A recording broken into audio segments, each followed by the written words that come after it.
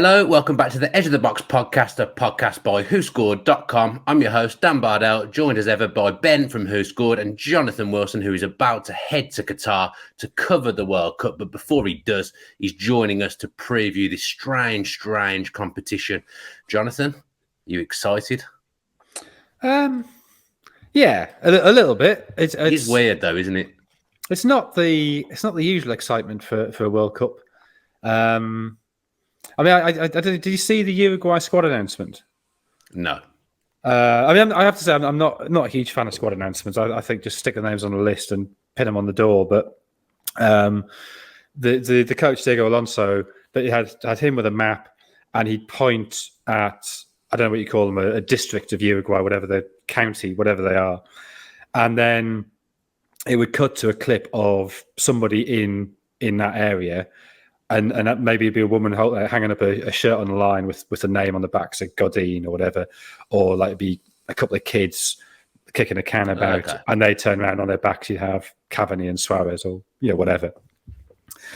And that I sort of it's like 2.5 minute clip, and it's really sort of it's actually quite moving. You sort of feel kind of yourself getting quite emotional watching it, and then you think, but that sort of joy, that sense of representing your country in your area, has all sort of been sapped away by all the nonsense around this tournament.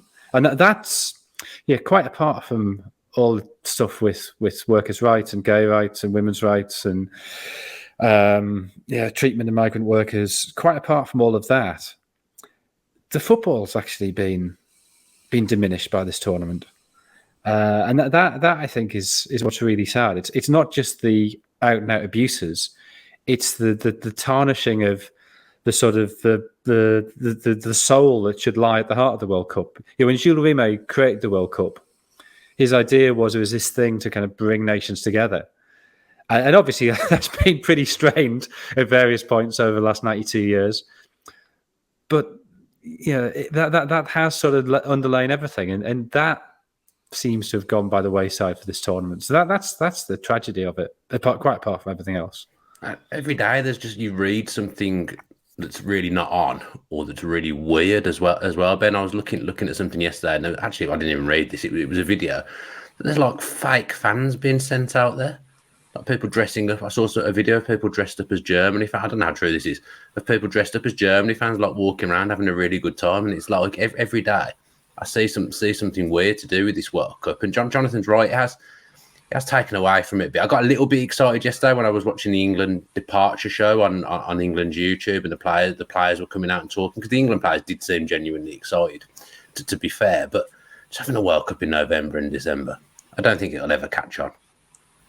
Yeah, I mean the sort of joy of the World Cup in the summer is that the season finishes, like the Champions League final's done, and then you think, well, you got sort of a 2-week break to kind of build up to the World Cup, 2-3 week break. And here it's just been, well, the leagues have finished on Sunday. Portuguese Liga B win finished on Monday. And then you basically got less than a week until the World Cup starts. So you don't really have that kind of lull and the excitement period. It's kind of just like, well, it's just another week of football coming up, which has, sort of taken away some of the hubbub surrounding the World Cup. Yeah, if my life was on the line, I don't actually know what day the World Cup starts. Can someone enlighten me? Is it Friday? Sunday. Is it Saturday? Sunday. I wouldn't, if my life was on the line, so I've got that wrong. It was a week less half an hour after kick-off in Fulham v Manchester United on Sunday. Mad. I mean, once it starts, I'll watch every single game probably, and I will be excited by it. And we're here today to preview the World Cup and look at England as well. But it's just not right. It doesn't feel right going into this, talking about a World Cup on the 16th of November. As I say, it's not something that's going to catch on. But we were set a task, Jonathan. We were set a task to pick the best 11 of players at the World Cup. But there was a catch. We could only have one player per nation. So actually, Ben, we'll come to you first, because WhoScored had done exactly the same thing using the famed algorithm. What's the WhoScored 11, and we'll see how it matches up with Jonathan's and mine. Yeah, so he did it so it was the best rated 11, so rather than the best rated players, because there was such a difference in rating between the best rated goalkeeper and the second best rated goalkeeper compared to the best rated centre-back and the third best rated centre-back. So in goal, we have Switzerland's Jan Sommer. In defence, Nearly in my team, he was. Nearly. Yeah, I mean, he is that penalty-saving expert, as we saw at the Euros when he stopped Mbappe from 18 yards, from 12 yards even. In defence, we have Kieran Trippier of England, Joachim Andersen of Denmark, Kim Min-jae of South Korea, and Jose Gaya of Spain. It's a very attack-minded lineup, I should add. So we have Kevin De Bruyne and Joshua Kimmich in midfield, anchor in the midfield. There's a PSG trio of Messi, Neymar, and Mbappe behind Robert Lewandowski. Okay, there's a few similarities in that team compared to mine. Three or four are in my team. Jonathan, what's your team? Yeah, I think I have 4 the same. So I've got Alisson in goal. This is a 4-3-3. Alisson in goal. Trippier, Koulibaly, De Ligt, Cancelo across the back. Bentancur at the back of midfield, flanked by De Bruyne and Modric. And then Messi, Lewandowski, and Leroy Sané on the left. Though I have to say that left-sided role, I found really hard to work out who to put there. But Sané, I think, if Messi's drifting in field, which obviously he will, then having his directness and pace, I think, to go beyond Lewandowski will be very, very useful. So I considered Son for that, but I think if it had been Son as he was towards the end of last season, you could make the case for him, but hasn't been in form this season, and you don't quite know how that fractured eye socket's going to affect him. And then the thing I found strange was I couldn't fit a Spanish player in there. No. And I think Spain will probably have a very good World Cup. I think they may be the most convincing of European challengers.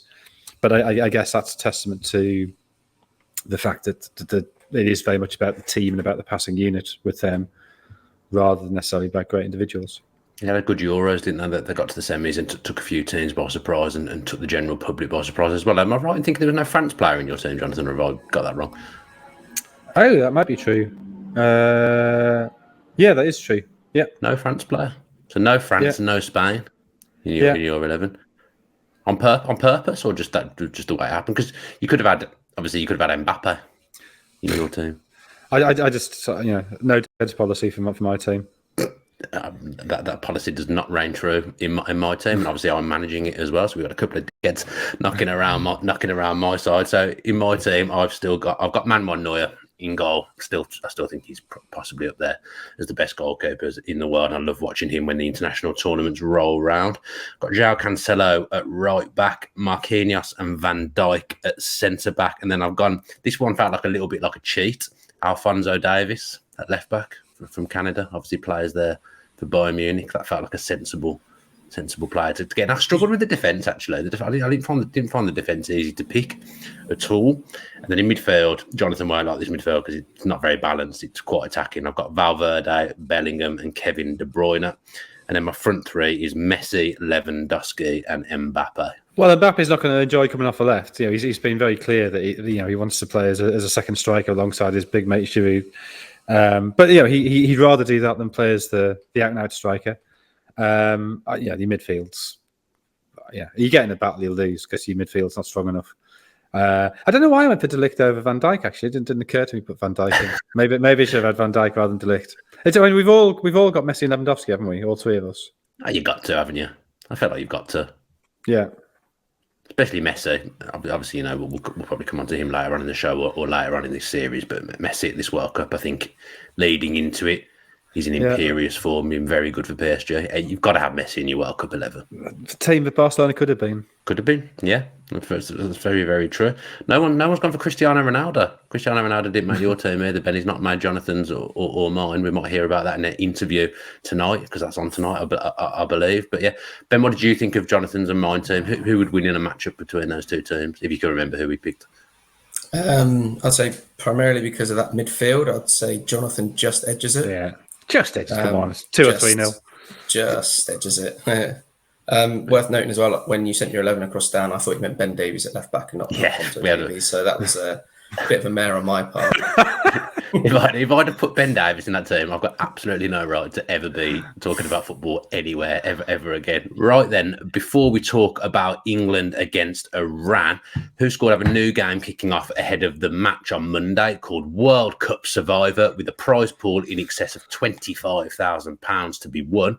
The rules are simple. You pick a team to win on each day of the group stages. If your pick wins, you're through to the next round. Fail to win and you lose one of 2 lives. The key is that you cannot pick the same team twice in the group stages, so you need to be smart with your selection. If you make it through to the knockout phase, then not only are you guaranteed a share of 50% of the prize pool, but your picks reset and you can choose any team you want on each day. It's £10 to enter, and the last fan standing is guaranteed the remaining 50% of the prize pot all to themselves. You must be from the UK and over 18 to play, and can sign up by visiting games.WhoScored.com. It's a bit of fun to play during the tournament, but as always, as we say on this show, gamble responsibly, and when the fun stops, stop. I've signed up. I don't know whether I'd be eligible. Would I be eligible to win? It feels a bit unfair if I sign up and in the unlikely event I win, Ben, that I get some money. But I'll take it all day. I said it's £10 to enter, last fan standing, and prize pool in excess of £25,000. And if you make it to the knockout stages, you get a guaranteed share of 50% of the prize pool. So, as you say, a bit of fun during the World Cup, but to make sure that when the fun stopped. Yeah, but I look forward to winning that. And Martin Lawrence coming around my house, one of the big checks, presenting me with that with the money from Who Scored. Give me something to do as well, because as Jonathan knows, I like my fantasy football. No one seems interested in doing a World Cup fantasy football league out of my mates. So maybe this can be my bit of fun during the World Cup. But let's do what we're here to do and talk about England against Iran. The group itself, Jonathan, I don't think this is true, but do England have the easiest group? No, I don't think so. If you actually averaged out the world rankings, it was the hardest group.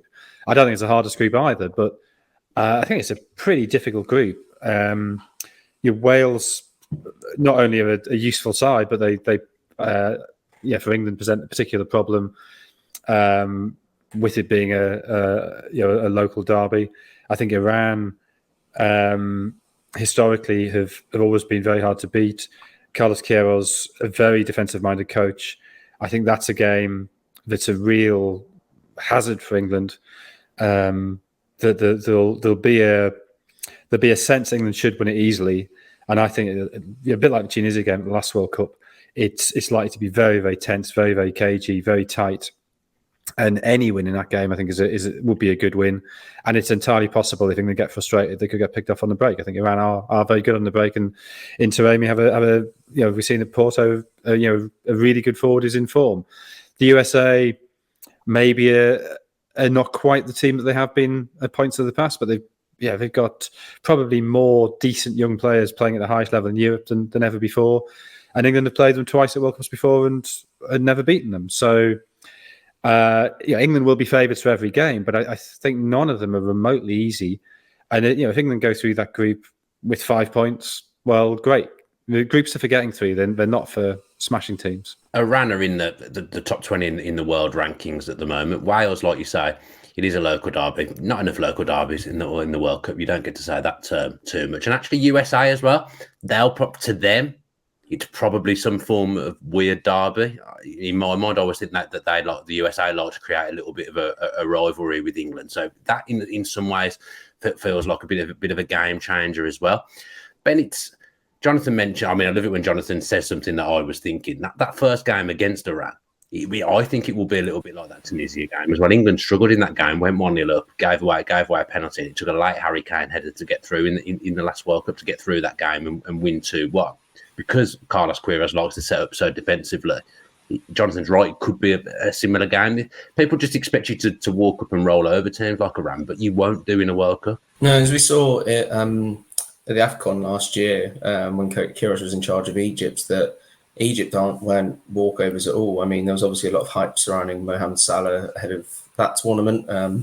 Would he be able to fire Egypt to a trophy? But their sort of progression to the final was built on remaining very compact, frustrating opponents, and doing everything in their power to stop teams from scoring, which got them so far. But they obviously fell at the final hurdle. But, I mean, England aren't going to expect to turn up and walk over Iran and come away with an early 3 points, because if they do that, then complacency could set in. Iran could then, as Jonathan said, pick them up on the break, and it's going to be a very, very tough game for England. Just looking at the makeup of that group, we've got a combined 11. I think we're only including people from the top 5 leagues. Ben, is that correct? So it's the top 5 leagues and top 6 leagues. Sorry, so we're including Liga B winning that. Okay. Do you want to run through the 11 from England's group? Yep. So it is an England heavy 11. You got Jordan Pickford, Trent Alexander-Arnold, and Ben White in defence. White is partnered by Ben Davies at centre back, which feels a bit kind of cheating. Kieran Trippier at left back. Midfield of Maddison, Rice, Bellingham, and Foden. And up front, you got Harry Kane and Taremi. I'm not sure about a few things in that team, Jonathan. The back four looked very lopsided, including not having a centre back that can play in a two at centre back and having a right back at left back. Do you think that's a fair reflection of the group, that 11? Okay, so maybe a better way of doing it is saying if you were just sort of picking a squad, say, who would you be considering inclusion? So Gareth Bale, you would absolutely be considering. I mean, obviously, all kinds of fitness issues, but he has been playing fairly regularly in MLS. But Bale on his day definitely would be close to the England team. Certainly, 3 or 4 years ago, he would have been maybe not quite now. Taremi has been in great form. Mobile centre forward, you could imagine him playing off Kane, would be a very useful alternative to Kane were Kane to get injured. So Taremi would definitely be in consideration for 23. Ben Davies, I guess, maybe, given England a lacking a left-sided centre-back. Yeah. He definitely comes into consideration. Any of the US players? I mean, Pulisic, I know he's had a lot of injuries, but seems not quite to have kicked on. And I've always had a sense with him, he's a bit of a straight-line runner. Very physical, but no real sort of imagination about him. Aronson's had a decent start of the season, but that's a position where England are pretty strong. It's difficult to see many others, but that's not to say that England will roll these teams over just because they have better players. Iran's strength is their compactness, and they've Kieras has been in charge for 2 spells now, so he's had 2 games in this spell, 97 in his first. When was it? 2011 to 2019, that 8 years. In those 99 games, they've conceded 2 or more in a game, I think only 12 times. So scoring against them is really hard. Now, obviously, a lot of those games are against Asian opposition, and some of them will be against lesser Asian opposition where Iran are winning quite easily. But still, that's a really, really good defensive record. Their problem is that they've never won under Queiroz having gone behind. So they've never come from behind to win. So if you do get the first goal, then you're in a very strong position because they're not a team who are very good at applying pressure. But what they are very good at is sitting deep, being compact and hitting you on the break. And in some senses, a game plan matters more than the individuals. Wales, we've seen, are very good at getting the best out of what they've got. The US, I think, as I've said, I think they're not quite as strong as US teams have been in the past, but they're still clearly a good, tough physical side who will cause issues. Yeah, there's no US players in that 11, wasn't there, Ben? No, none at all. If we included MLS, the closest would have been Jesus Ferreira of FC Dallas, who 21-year-old who scored 18 goals and provided 6 assists last season. He's pretty similar to Roberto Firmino in terms of style of play. He would have been the closest to sort of breaking that Kane-Taremi front pairing. So, I mean, he's part of that US side that is very inexperienced, but then that could work in their favour. They're very young, very exciting. They've got Pulisic is obviously there, Weston McKennie, Ferreira, Josh Sargent, Gio Reyna. So they do have a lot of young talent in there that could pose problems to England. For Wales, obviously, I think it was just Ben Davies that ended up making that 11, featuring heavily on this World Cup show. Ben Davies, not what you would have expected at all. Gareth Bale, Jonathan, probably his last World Cup. Obviously, it's great that Wales have qualified, and Bale is always the talisman. But he hasn't exactly been in sparkling form in the MLS. But then it doesn't seem to matter with him when it's coming into an international tournament because he just carries the weight of the country on his shoulders. Yeah, I mean, he's one of those players who clearly is inspired by playing for his country, which I think is an increasingly rare thing. But he's also just seems to be a player for the occasion. I mean, you saw that in that final in MLS last week or the week before. He's somebody who has that capacity to do brilliant things when they're needed. And even if his mobility is not what it was, even that explosive pace is not what it was, just his dead balls are great. I mean, he's scored 7 direct free kicks, I think, for Wales. And that doesn't include the one that led to the own goal in the playoff against Ukraine. He scored against England from a free kick in the Euros in 2016. So, yeah, even if it's just for the chance that they get a free kick within 30 yards of goal, he's a really, really dangerous player. And yeah, in terms of the narrative, in terms of his story, the fact that his career is, not quite ending at the World Cup, but there is this finale and this potential for something genuinely glorious on the world stage. That's an opportunity a lot of players from smaller countries don't get, and it's great that he has got it, and he deserves it because of the effort he's put in for his country and the way he's sort of been the figure they've coalesced around with this sort of great wave they've had from the qualifiers for 2016 onwards. When things in football stay with you that have annoyed you, but they still annoy you now. Whenever I think of Gareth Bale, I think of that free kick against England, and I think of Joe Hart in the tunnel shouting like an idiot, and then 10 minutes later, 15 minutes later, you're getting beat from a free kick that you shouldn't. And I don't know why that's annoyed me so much, but it stayed with me that he was shouting in the tunnel, completely needless. I thought he made himself look pretty stupid, and then you let in a basic free kick that you should be saving. That, for some reason, that's one of my football memories that has absolutely stayed with me, and I never forgave Joe Hart for that. And that free kick from Bale has always stayed in my head. Taremi was in the 11, Jonathan. I guess with these teams, like we know they're set up compactly. We would expect that, but I guess they don't always have a Champions League quality forward at the other end, and that is something that England need to be wary of. Well, they've got Sardar Azmoun as well. I know he's got a calf injury, so probably isn't going to play. And I doubt they play both together, or if they did, they'd stick one out on the wing. So, but you're right. They're not just a team who will sit in and defend. They do have a potency on the break, and the fullbacks get forward a lot as well. So it's not that they sit 9 outfielders behind the ball and just whack it long and hope Taremi can get something. They do actually break in numbers and at pace. So if you look at the two friendlies on the Chiaros, where they drew with Senegal and beat Uruguay, both of those goals in those games, it was 1-0 against Uruguay, 1-1 against Senegal. The 2 goals they scored, both of them came from counterattacks in which both fullbacks were involved. So there's a very sort of clear game plan there. They're very good, I think, at absorbing pressure and at breaking. And as you say, Taremi gives them a cutting edge that a lot of sides of that stature maybe haven't had in the past. Yeah, Ben, I was watching a chat between the Sky Sports pundits. I think it was on Sunday, and they were picking basically their England 11, but they had one eye as well on how they thought Southgate would set up. And Gary Neville was the only one who went with 3 at the back. He was kind of saying that you should pick a system, and then because of the time frame of this tournament, you play with that system throughout the tournament. There isn't going to be time to chop and change personnel, change system. So actually playing against a team like Iran, there's every chance that England won't come out and be expansive. I mean, it's Southgate anyway, so England aren't massively expansive. They can be quite pragmatic. But actually, there is still a case for playing that 3 at the back against Iran. The centre-backs that Southgate has selected, none of them are in form, say for Ben White, but he's been playing right back for Arsenal. So would you trust, say, Maguire in a 4-man back line? Probably not. Would you trust Eric Dyer in a 4-man back line? Probably not. Would you trust both of them in a 3-man back line? You perhaps would, because you have that extra cover at the right centre-back who, then who do you pick there? Is it Ben White?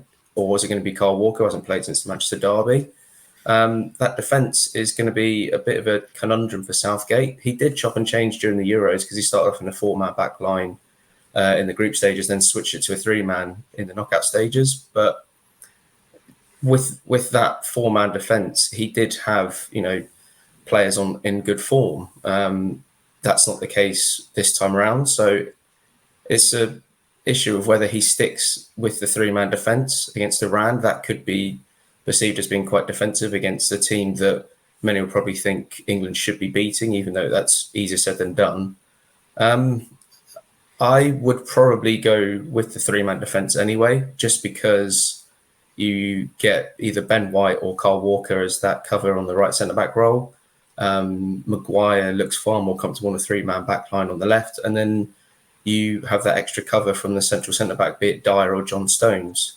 But again, I'm not England manager. I'll leave that to Southgate, and he can take all the criticism. Yeah, I mean, Ben's right, Jonathan. In the back 4, there's only one centre-back that I trust there, and that's John Stones, who I actually think was England's best player in the Euros. I thought he was phenomenal for England in that tournament. But that back line, it is a problem. We spoke about it last week in the squad. Would you still play three at the back against Iran and then just go with that through the tournament? Well, the policy Southgate had the Euros, which I think made complete sense then, was a back four when he expected them to dominate possession, a back three when he thought possession was going to be more contested. I think the danger of playing a back three in these three group games is all three of the opponents are teams who will sit deep and try and draw England on. And yes, there is a danger if you play with a four that you can get caught on the counter. That's definitely how the US like to play. That they like to try and hold possession quite deep, drag you forward, and hit you with direct passes. But if you play the three centre backs, if none of them are stepping into midfield, and I think Ben White can absolutely do that. We've seen him getting forward from fullback for Arsenal. I think John Stones is capable of doing that. I think Maguire, when he's playing well, is certainly capable of doing that. But if because of their lack of form, they're uneasy about doing that, you end up with a block of three defenders who are giving you very little in terms of mobility. They're not offering extra options in midfield, and they're not even giving you that much defensive cover because they're playing against one. So 3v1 is not, you're just wasting a player. So I get the argument that the time frame of this tournament means that maybe you have to simplify things. I also think England have been together under the same manager playing a similar system or systems for long enough that they can risk playing a four in the three group games. That allows them to get an extra, more creative midfielder in. And I then think because the group stage takes, nearly 2 weeks, there's time then to work on that, but also to work on the three for when they play against bigger teams later on. So it could be a three, and I don't think it's necessarily wrong. But personally, I think I would still rather he went with a four. Because kind of what you've said there, just playing devil's advocate a little bit. If the main danger to England is the break, and surely if you're playing a back four, you're then exposing your weaker players a little bit. I understand what you're saying about not needing three at the back against teams that are going to sit deep. But if England then did play a four and fullbacks have pushed on, you then feel like that lack of pace in the back line. That's something that could get exposed on the break. Not playing with the back three. The lack of pace is an issue. That's definitely true. But I think structurally, the way you look at it is you can, if you play, and okay, one of the three presumably would be Walker, who does have pace, if he's fit, which remains. He probably won't come into it until the end of the groups. So progress. There's nobody apart from him who has real pace. If you're playing three slow players, three slow players and two slow players doesn't actually make much difference. True. You're better off having to play high up the pitch to try and stop the counter before it starts. And one of the things where I think England, do I want to call it a weakness? It's definitely a feature of their play that they don't press. You look at the Euros, and I've got the figure here. I think they were the fifth best in total. So even though they played more games than everybody apart from Italy, they were only fifth best for turnovers high up the pitch with 43. And of those, only 2 ended in shots. You compare that to Italy, who had 56 and 13 ended in shots. So they don't press at all. And that means that they are vulnerable to getting counted against because they're not counting the counter at the first, the first opportunity. And that's, of course, the reason why Alexander-Arnold doesn't really work in an England context, because his high position gets exposed because other people aren't pressing for him. So the tendency is to sit back, to go back into that block. But even then, I think, especially if you've got Phillips and Rice, you can afford one more, slightly more creative midfielder, and that helps block that first pass of the break. But do you think it will be Phillips and Rice? Because Bellingham's got to play, surely. Well, if it's a 4-3-3, I don't see why you can't play all three of them. I mean, maybe you bring Mason Mount a bit deeper. I think certainly later in the tournament, it is likely, if Phillips is fully fit, I think it probably will be Phillips and Rice, because the way Southgate sees international football is very much in the way of Portugal in 2016 and France in 2018, which is you bung it up through the middle and hope to nick something through your great centre forward or through set plays. And even in World Cup qualifying, England's second top scorer was Harry Maguire with 4, all of them from set plays. which is another reason to get Maguire in the side, because he does have an enormous slab of a head, which is very good at meeting corners. I mean, I kind of feel there's no point discussing Maguire, because whether it's a back three or whether it's a back four, he will be in Southgate's England team. So they kind of gloss over that a little bit, because Harry Maguire is going to play whatever we could sit back here and go around the houses for an hour, but Harry Maguire will still be in Gareth Southgate's team. Ben, what about Raheem Sterling? I mean, I feel like we've gone back a year or two ago now, where we're talking, should Raheem Sterling be in the England team? Obviously, that was the heavy dialogue before the Euro started, and they had an excellent Euros. Not quite settled at Chelsea, not hit the ground running there, really. But for England, actually, I'm saying that his England form hasn't been brilliant for the last year or so, England, but in the last tournament, he was so good, you almost feel that he's going to start the tournament. Yeah, and I mean, it kind of depends on what system Southgate goes for. If he goes for a sort of a 3-4-1-2, you'll probably have him up there alongside Harry Kane. He's playing up front for Chelsea, admittedly not particularly well. But even if you play a 4-3-3 or a 4-2-3-1, you'd likely have him on the right or on the left, either side. He would probably start. I would start him just because he's someone that Southgate knows. He's someone Southgate trusts. He's played alongside Kane plenty of times for England, and he does well for them. I know it's a case of picking players in form, but the in-form England player at the moment is James Maddison, and he is very inexperienced on the international stage. I would go for Sterling at the moment. Whether he deserves it in current form it's a definite no. But again, international football is completely different from club football. He's been at 2 major tournaments under Southgate and done well in both of them. So, I mean, you have to start him really alongside Kane up front. Yeah, again, going back to the Sky Sport chat, Jonathan, every single one of them had Phil Foden in the team. I actually don't think there's any way in which Phil Foden starts that tournament. In the team I've got in my head, Mount's going to be playing as an 8/10, and then it's going to be Saka and then Sterling playing next to Kane. Kind of as Kane drops deep, you then got the pace of Saka and Sterling. Foden scored a lovely goal at the weekend against Brentford, was on good form for Manchester City, and then has found himself out the team mainly over the last month. But would he 100% be in your team, Phil Foden? Because like I say, Gary Neville, Carragher, Karen Carney, Jamie Redknapp, they all had Phil Foden in the 11. Well, the evidence of the 2 Nations League games in September is that he sees the two alongside. I think with Kane, you have to have a runner who goes beyond him and a schemer. And so I then think it becomes a choice of Foden or Mount. Those games in September, the indication was it would be Foden. I probably personally would go for Mount at the moment, which is no reflection particularly on Foden, who is clearly a magnificent footballer. But I think the system Manchester City play is so idiosyncratic that it's then very difficult to adjust. A bit like Alexander Arnold, it's difficult to adjust to international level. And then who's the runner alongside Kane? Yeah, Sterling's the man in possession. I would not have started him at the Euros, and very quickly it became apparent that Sterling was playing really well. You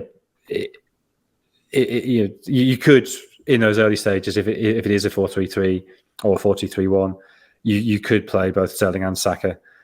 Maybe that's the way he goes. I mean, particularly against Iran, given how dangerous Iran's fullbacks can be, that's an easy way to try and pin them back if you've got 2 wingers there. But I think on the issue of form, Sterling's form for Chelsea is such that you wouldn't pick him. But that's something I think you probably have to assess just on training in the next 3 or 4 days. And that's something that Southgate's privy to that we're not, that he'll be able to see pretty quickly if that link up between Kane and Sterling, which has been really good for him. I mean, Sterling's been England's second top scorer after Kane, and not in the qualifiers, but before that. If that's there and gelling again, then absolutely play Sterling. If it's not, if his confidence is such that he's not attaining that level, then Saka comes in, or you play both of them. I guess the question then is who's the midfielder alongside Rice? If you're playing Mount or Foden as the creator, I don't think you play both. I suspect you would go Bellingham. I think at the moment, certainly for the Iran game, I would go Bellingham. But later in the tournament, maybe that becomes Phillips. Just playing devil's advocate again. I'm not sure why I'm doing that this morning. But you said about Mount being in there. If England don't press, then surely that's Mount's best facet of his game kind of redundant, and then you're better off having a Saka or a Foden in there, a better ball carrier, if you will. Well, I think your coaches who've worked with Mount talk about tactical intelligence, and clearly that's hugely important in pressing. But tactical intelligence doesn't just mean pressing. I think he's just very good at shutting down spaces, and you can shut down spaces without it being pressing. I think England are very, very fortunate to have both Mount and Foden, and I would love them to find a way to get them both together and get them both playing well in the same side, and that then I think will be an incredibly flexible, intelligent team. But whenever he's done that, so you think of the Hungary game at Wembley, not the most recent one, the one before that, it didn't work at all. And it is something that probably requires work, and they probably don't have time to do that work. So rather than, I think one of the big dangers of international football is you try to squeeze in too many good players at the expense of the system. And I think I agree with that. It's better just to celebrate the fact we have these two players, and that you can pick one or the other. And if one gets injured or one gets suspended or one's out of form, you play the other one. And rather than manipulating the system to try and squeeze them all in and creating imbalances all over the place. Talking of the attacking options as well, Ben, no one ever put Jack Grealish in their England 11 again, because I think we probably know that he won't play. But he's an excellent option off the bench of the games, not going well against any of those teams, especially in the group stage. Having that option of bringing Jack Grealish on after an hour. And, subs will be important in this tournament as well, due to the nature of when it is and the fact you can use so many. Having Jack Grealish as an attacking option as well, that's a tremendous option. He's obviously been hampered by becoming more of a system player under Guardiola. At Villa, he had that freedom to, create that magic from anywhere in the final third. And he has that similar freedom with Southgate. The advantage is that if Grealish isn't working, Maddison's there as well. So there's two sort of free options, you could say. Include Foden, so you've got three there really that Southgate can call upon. Which, whereas England are looking pretty lightweight in defence, they do have the attacking players to really hurt opponents if needs must, especially if the shackles are released from Foden, Maddison and Grealish. Yeah, starters and finishes is becoming a more important thing in football now, Jonathan. Just because you're on the bench doesn't mean you're not a massive part of how the game's going to go. I can't think of another country that's got players like that to bring on, especially in that variety and that volume attacking-wise. And that could be really important for England. And that's probably one of the things that puts England up there as one of the favourites, I would say. Yeah, I mean, Brazil and Germany might have something to say about that, but yes, it's. I don't think they've got the players that they can just bring on. If you had Foden, Maddison, and Grealish on the bench, I can't think of anything that would any other country that have got three options of that quality to bring on. They might have one or two, not three. Richarlison, Rafinha, Martinelli. It's not a bad three for Brazil to bring on. Is it one of them? Won't Richarlison start? No, he might do. It's possible he will. But yeah, anyway, it's whether it's unique or whether it's one of the best three or four. The point is, it's really, really good. Yeah. And yeah, I think the point you make about starters and finishes is a key one. I think it's where the sort of football culture lags behind the reality. That we do somehow think being left out of the starting 11 is somehow demeaning, or it means you're not quite part of it. But actually, the thought of England. I imagine the Iran game, and you can imagine all the frustration that England haven't scored in the first hour of the game, but they've been battering away at Iran, and they've had 2 or 3 half chances, but they've had the ball in Iran's half, and they've made them chase, and they've made them run, they put balls in the box, they've made them work. And then you bring on Grealish to run at them, and there's a bit of fatigue there, and suddenly you're getting free kicks all over the place, and suddenly you're getting a penalty.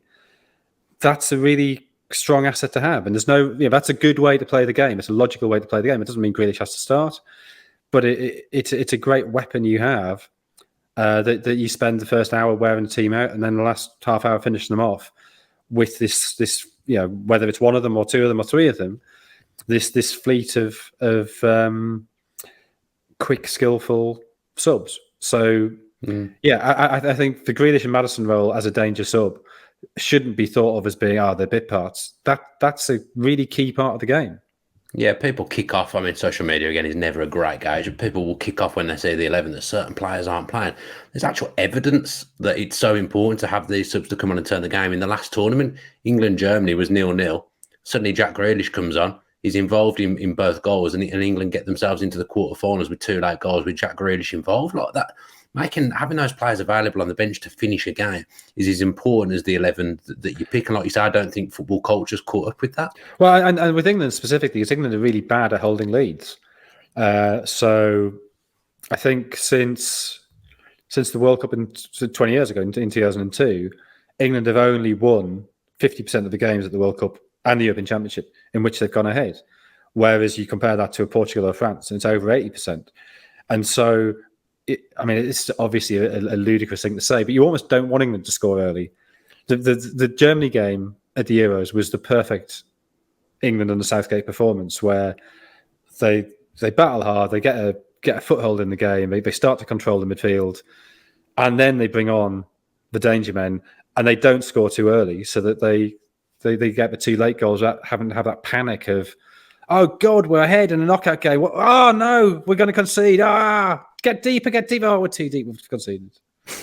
A very, very good way of explaining life. Which happened against Denmark, even though it happened early enough. England had time to get back on the front foot, and it happened against Italy, and it happened against Croatia at the last World Cup, and it happened to an extent against. The Colombia game is the one where England totally controlled on that game, and suddenly went defensive the last 5 minutes, and just completely concede the initiative and concede. England are bad at sort of retreating into these siege situations when just sort of keeping slightly on the front foot. No, you don't have to take huge risk, but if you've got the game in the opposition half, it's much harder to score than if they're all around your box, obviously. Right, and we'll finish up on England soon, but Ben, you're not allowed to say Harry Kane, because I think that is the obvious answer, but who is England's most important player, that one player you want to see on the team sheet? Not allowed Harry Kane, though. I would probably say Declan Rice. Yeah, fair. You need someone to anchor the midfield. You could say that England lost the initiative against Italy when he came off the Euros final. He's been better than I thought he actually would be. I think he's reached his limit. He then take it to another level, and he just seems so key to the way that England play, be it defending or attacking. He'll get the ball, he'll drive it forward, he'll set England on the front foot, or if they're under pressure, he'll be there to anchor that midfield and shield the defence. So I think he's going to be England's most important player. Jonathan, same question to you. Yeah, I could give the same answer, but for the sake of making it slightly more interesting, I won't, and I'll say Kieran Trippier. Whether he's playing at right back or right wing back, he's had an excellent season. I think he, in some ways, actually offers the best balance of all the options at right back, between defensive capability and the ability to get forward. Delivers a great cross, delivers a great free kick and corner. And that, I think, the free kicks and corners were an area where England weren't as strong at the Euros as they had been at the World Cup in 2018. And I think if they are to progress, a long way, then set plays will be important to them. And he is a vital weapon with the delivery. You've given some lovely reasons there, and also he's on form, which is a big thing. He's one of the form players in the Premier League. I'll offer a bit of variety in there as well. I'm actually you can't say Tyrone Mings. Mings isn't even in the squad. Calm down. If only should be in the squad, Jonathan. Absolute disgrace that he's can't have Ollie Watkins. You can't have Danny Ings. Can't have any Villa players. Barely a Villa player at the World Cup, as we discussed before we came on. I was gonna say Pickford just because I think at international level, I think he's far superior to the other 2 goalkeepers, and they both look nervy when they pulled on an England shirt recently. But I'm going to go back to what I said at the start of the show with John Stones. I think he's far and away England's best centre-back. I don't think any of the other centre-backs can touch him if anything happens to him. I think England are in a bit of trouble. I think he's been very consistent for England and Southgate over the last few years. Next question. I'll come to you first this time, Jonathan. How far are England going to go? Well, I think they should get. I know if they don't get out of the group, it'll be a huge disappointment. The group is not easy, but still, they should get out of the group. Then the last 16 could be Senegal, could be Ecuador, could be Qatar, could be the Netherlands. I assume the Netherlands will win that group, particularly with all the injury issues around Sadio Mane. So Senegal, a decent side. They've been together for 4 years. I think they've gradually improved through that time. But they're really unlucky at the last World Cup to go out in the group on fair play to Japan. Again, get to the final of the Cup of Nations, then win the Cup of Nations. They've been gradually improving. There's a lot of players there who are at their peak. Koulibaly, Idrissa Gueye, Mane. Ismail Assar's, maybe hasn't had a great season so far, but we know he's a very dangerous, good player.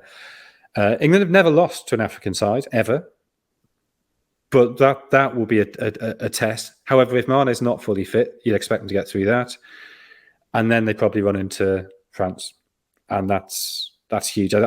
For France, having said that, France have the potential to implode at this tournament. They've got great players, but we've seen 4 of the last 5 World Cups, the champions gone out in the group stage. We know that the French tendency to implosion. I don't think Deschamps is a modern coach, which may or may not count against them. So it may not be France, and England may beat France, but that's a huge test. And then, if England do get through that, then semi-final, final are obviously difficult. What I think people shouldn't do is say this is the target. They have to get to the quarterfinal. It's been a failure. If England end up playing the Netherlands in the last 16 and it's a brilliant game that finishes 2-2 and they lose on penalties, well, that's not a failure. They've been involved in a brilliant game against a very good opponent.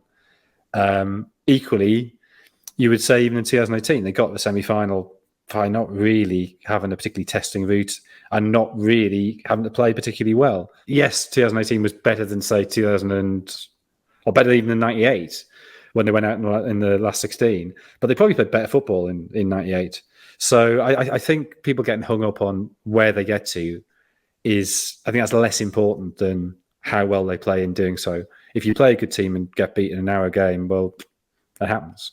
Don't get beat by bad teams and don't play badly. Yeah, don't play badly. It's a pretty good lesson in football. Ben, where are you going with for England? As John said, you expect them to get through the group stages, but again, as he sort of noted, it could be either Senegal or Netherlands, and you would probably expect them to beat Senegal. Netherlands is a completely different proposition altogether. Obviously, that's no disrespect to Senegal. If they don't make out the group stage, obviously it's a huge failure. I would say quarterfinals would be, given everything that happened in the Nations League, the nature of the tournament, you'd probably say quarterfinals would be considered maybe a success, but obviously that's, everyone's opinion, etc. People would say that if they don't win it, it's a failure. So I'd say quarterfinals. Okay. Now, I don't know whether either of you will remember this, but when we were doing the Euros, I actually predicted that England would lose in the final on penalties. So this is a big moment, me making a call here. No one cares about that excellent prediction. Not one of your faces moved when I said thanks, Jonathan. Thanks, Jonathan. I think semis. I think they'll get to the semis. I think England, if they came up against France in the quarters, could beat them. I think England will get knocked out in the semi-finals this time round. Not on penalties though. This time, just in general play. I think they'll go out in the semi-finals. And while we're predicting, we're going to move away from England and do our World Cup predictions in general. And Jonathan, I'll come to you first again. Who is your pick for the World Cup? If you, life on the line, had to pick a team to win this World Cup, who would? Life on the line. Hang on, when did I say this? I don't know why I say that. This contract's changed. I think this tournament is really difficult. There's no team obviously in form. A lot of the European teams had. I mean, the nature of the Nations League is it's really difficult. So England haven't won in 6. Germany have won 1 in 6. Spain, I think, have got the best form, but they only won 3 in 6. So of the big European teams, none are looking particularly convincing. I think Spain probably, even though I didn't pick a single Spanish player in my World Cup 11, I think there's a style and a philosophy there that gives them an edge that other European teams don't have. So I think Spain will be probably the best of the European teams, possibly Germany, although I worry about the lack of a centre forward and I worry about just how hard their line is. You sort of feel they could get caught with that. But maybe after 4 World Cups dominated by European winners, 13 of the last 16 semi-finals have been European, maybe just the random factors around this tournament do give the South American sides a chance again. Brazil have lost, I think, 1 of the last 29, something like that. Have been playing really well. Argentina unbeaten in 35, won the Copa America last year, hammered Italy in the Finalissima in June. You worry that neither have played a huge amount of European opposition. Brazil have played only the Czech Republic since losing to Belgium in the last World Cup. Argentina, I think, have played 3 European teams in that 35-game run, one of whom was Estonia, which, with all due respect to them, Estonia aren't at the World Cup, and you wouldn't you expect a World Cup challenger to beat them. So I don't know. You think the Messi factor, the narrative drive behind him, the fact they do have a balanced side, maybe that's enough. I think the first round draw is pretty kind to Argentina. That I'm sure they'll beat Saudi Arabia. I don't think this Mexico is as good as some previous Mexicos.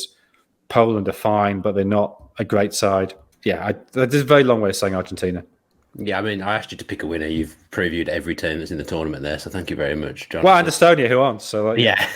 Little bonus. A nice mention for Mexico as well. I always enjoyed seeing their goalkeeper at the World Cup. I assume he's going to be, I've forgotten, is it Ochoa? Yeah, always enjoy seeing him at the World Cup in goal with his hair. He must have been at the last 15 World Cups. He must have been at every World Cup I've ever watched. There's been no other goalkeeper that's ever played for Mexico.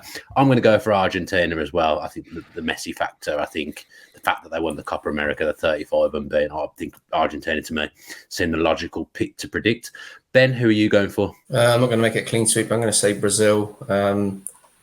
Obviously there are maybe minor concerns about the defence, especially at fullback. But I mean, look at the options in attack. They can blitz any team on their day with the likes of Neymar, Richarlison, Rafinha, Gabriel Jesus, Vinicius Jr. has been in great form for Real Madrid. And I think it's Brazil who will win it this year. Okay, and I'll stay with you. Who's your dark horse? I would say Uruguay. They've got a fairly experienced back line. We could say that. Muslera's 36, Godin's 36, Caceres is 35, Curtis 32. I think a lot is riding on Ronald Araujo to get fit. He hasn't played since Barcelona's 3-0 win over Elche in September. But then midfield, you got Bentancur and Valverde, two in-form central midfielders for Tottenham and Real Madrid respectively, and then of course Suarez, Nunez, Cavani and Gomez in attack. So I think they'll cause some problems for a number of the big nations. I think they aren't to be completely written off. Whether they'll win it, I don't think they're as strong as Argentina or Brazil, but yeah, there's a lot of quality in that team. Well, I mean, Uruguay got quite a kind draw as well. Portugal, Ghana, South Korea. I don't think there's a particularly good South Korea team. Ghana are improving, but they were shocking at the Cup of Nations. I think Portugal, they've sort of got, to an extent, they've got a similar problem to England, the sense of stagnation with the coaches arguably being there slightly too long, but also the whole Ronaldo issue. I think I'm doing all three Uruguay group games, actually. So nice. I hope they do play well. I mean, I don't know even if it counts as a dark horse anymore, but Denmark, I think the way they play under Kasper Hjulmand is really impressive. He's changed the style of Danish football. He's gone from that very blockish 4-4-2 then and Morten Nelson, much more progressive. I think you saw even without Eriksen at the Euros, you saw how well that worked. And yes, they were possibly carried slightly by all the emotion after Eriksen, but Eriksen's now back and playing brilliantly. They finished above France in the Nations League, albeit not above Croatia. But I think it wouldn't surprise me if they finish above France in this group. So yeah, I'll say Denmark as my dark horse. Am I allowed to have Holland as a dark horse?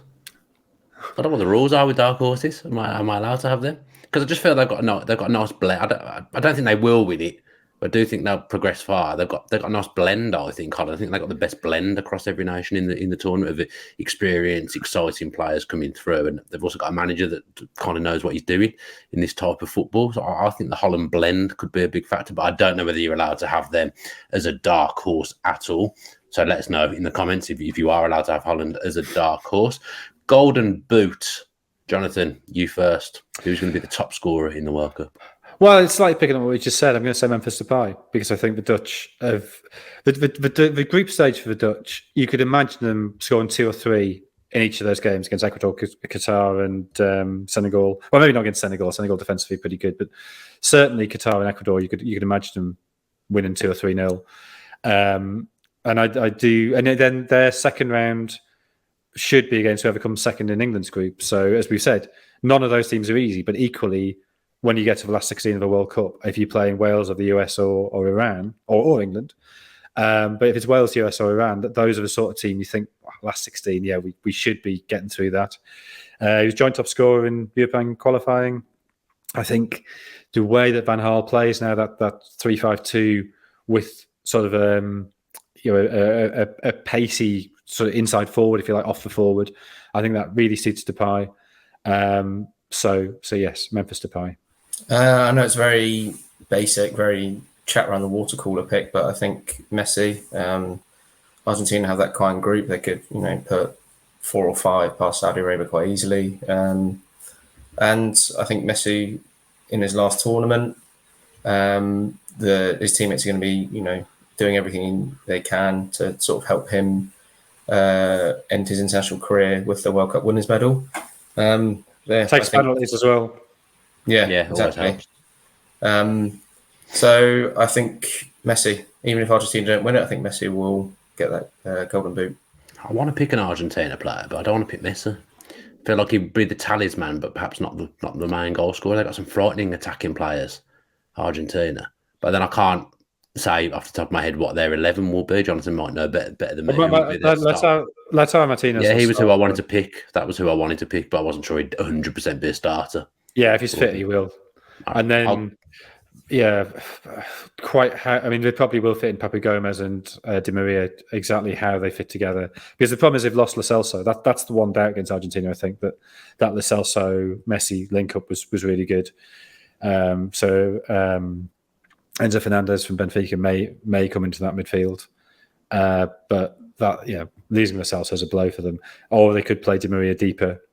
Or Papu Gomez deeper. I'll go for Lautaro Martinez. I reckon you get decent odds on him as top scorer for the tournament, so I'll make an outrageous shout and go for that. Right then, we'll be doing these little shows throughout the World Cup, so if you subscribe to the channel with your post notifications on, you'll know exactly when our next World Cup preview show is coming up. I believe we're on next Wednesday, but subscribe with your post notifications on anyway, even though I've just said that. Hopefully you've enjoyed this preview of England and our predictions today. If you have, then drop the video a like and leave a comment as well with whether you're allowed the Netherlands as a dark horse for the World Cup. Thanks to Jonathan, thanks to Ben, and as ever, stay safe.